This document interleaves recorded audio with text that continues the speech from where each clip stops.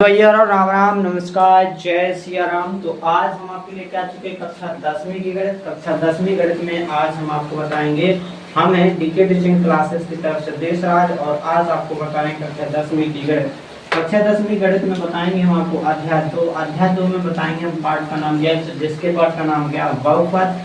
बहुपद में भी हमने इसकी पिछली क्लास में आपको बताया था उदाहरण 1, और इसमें आपको बताया जाएगा उदाहरण 4। उदाहरण 4 भी बहुत अच्छा मोस्ट क्वेश्चन है, वेरी वेरी मोस्ट क्वेश्चन है 2026 के लिए, वेरी वेरी इंपोर्टेंट क्वेश्चन है। तो ये हमने पहले ही बता दिया, हम आपको एमसीक्यू क्वेश्चन देंगे, एमसीक्यू क्वेश्चन देंगे, एमसीक्यू फॉर्मेट में 2 बार से परीक्षा के लिए 2026 के लिए, तो एमपी बोर्ड 2026। और भैया जिसको पास होना वीडियो जरूर देखें, आपने कुछ भी नहीं बनता इसमें, तो जी क्वेश्चन तो सब कोई लगा सकता है। जिससे बहुपद को भी कछु भी नहीं आउट हो, तो भैया वीडियो को देख लेना आराम से, जो जो बताएं वो आपको करना बिना पूछे। बस हम आपसे कहते जा जो कर लो बस वो कर देने आपका, बस आपसे अगर कुछ नहीं बनता तो जे काम कर लो, आपको इसमें 3 के 3 नंबर पूरे मिलेंगे। जे आपका 2 या 3 नंबर में क्वेश्चन आता तो भैया आपके 3 नंबर या 2 नंबर पक्के हो जाएंगे। काय आपका जो हम बना वो आपको करने, बिल्कुल भी आपको कछु ना बने तो 3 नंबर आपके पक्के यहाँ पर हो जाएंगे, 2-3 नंबर पक्के। तो भैया ऐसे तो नंबर जो जाते हैं आपका पास हो जाने, अगर पास होने बस है, अगर अच्छे नंबर जाने तो देखो पूरा वीडियो आपसे बन जाएगा, आराम से समझ में आ जाएगा। ठीक है, तो इनमें अपना द्विघात बहुपद ज्ञात करना है। एक लिखा क्वेश्चन में एक द्विघात बहुपद ज्ञात कीजिए, और जिसके शून्यकों का योग, शून्य का योग कितना दो और गुणनफल का कितना दो, शून्य का योग तथा गुणनफल कितना है -3 और 2।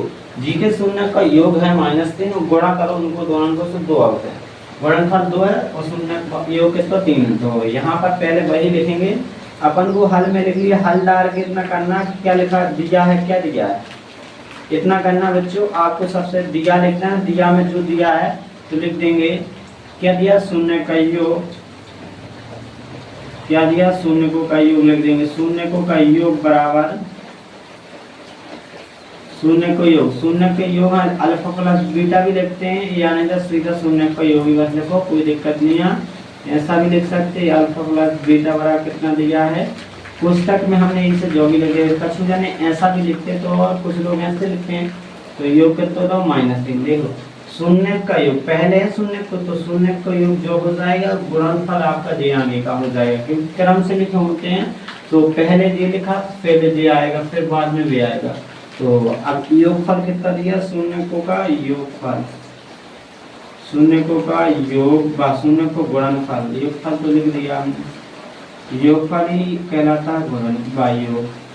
तो गुणनफल यहाँ पर दिया, तो गुणनफल लिख देंगे अल्फा इंटू बीटा।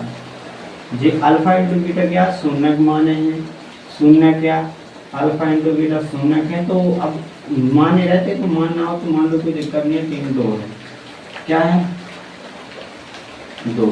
ठीक है, अब यहाँ पर एक चीज है, अब आपको यहाँ पर याद रखना, एक सूत्र रखना है, अब द्विघात बहुपद बराबर, अब एक द्विघात बहुपद का सूत्र याद रखना, एक संबंध है जो सूत्र से बन जाता है, कैसे शून्य का योग गुणनफल से एक फॉर्मूला बन जाता है, जो हमने आपको बना के दिखाया था, अगर पर बताया था। अगर आपको जानना है तो आप लोग कमेंट करें वीडियो में, ठीक है, बता देंगे बढ़िया सा, बस आपको समझ में आना चाहिए, हम हर तरीका से बताएं, बस आपको क्या करना है, इसको दूसरे तरीका से भी लगा सकते हैं, वो भी बताते हैं।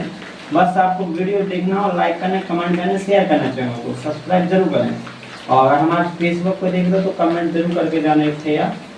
और यहाँ के बाद इतना लिखेंगे, इतना तो हमने कौन से नहीं लिखो, जो तो आपको क्वेश्चन से बता दिया। इधर से देखो शून्य का योग कितना दिया, तो जी भैया पहले शून्य को 3 दिया, फिर शून्य को गुणनफल कितना दिया, सो 2 दिया।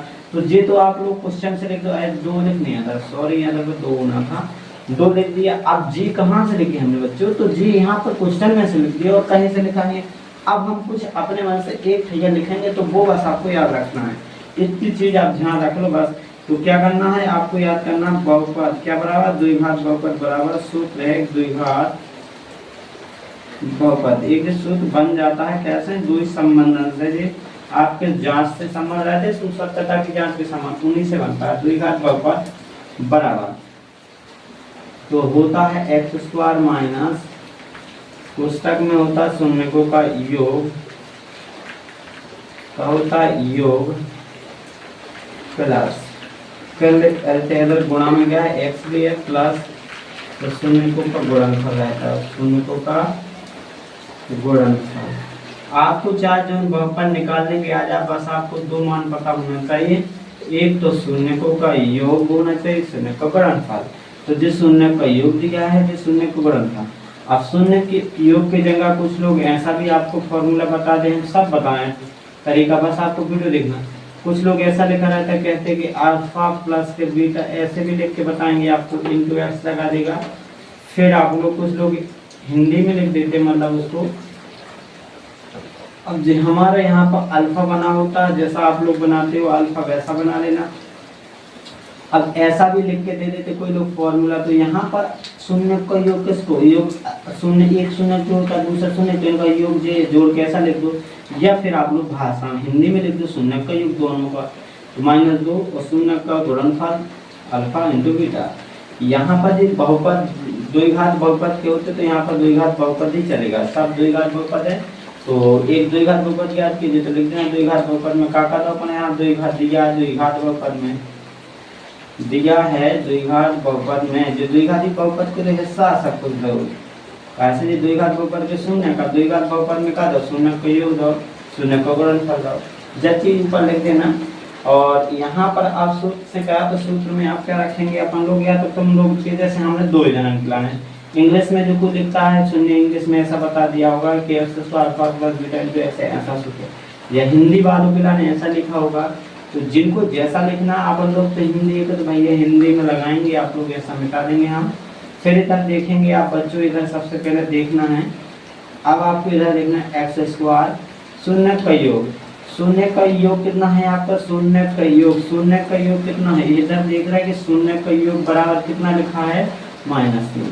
तो शून्य का योग बराबर -3 रखेंगे, -3 रख देंगे, शून्य के योग की जगह रख दिया इधर -3 और कोष्टक लगा दिए जहीं का तहीं, और x बराबर इधर x पीछे लिखा था लगा दिया प्लस, फिर आपका शून्य का गुणनफल है इधर, शून्य का गुणनफल प्लस के बाद तो शून्य का गुणनफल कितना आपका 2, तो 2 लिख लिया कोष्टक में। फिर आपको क्या करना, कोष्टक खोलना है, इसका कोष्टक इसमें खुलेगा तो माइनस माइनस से गुणा होगा तो प्लस हो जाएगा, और 3 का गुणा संज्ञा होगा x का, 3 एकम 3x आ जाएगा, प्लस का 2 रहेगा। भैया 2 लाइन में इसका आंसर आ गया। अब आपको नंबर नहीं मिलेंगे तो क्या मिलेंगे, देखो यार ऐसा बहुपद निकालना बड़ा आसान पड़ जाता है।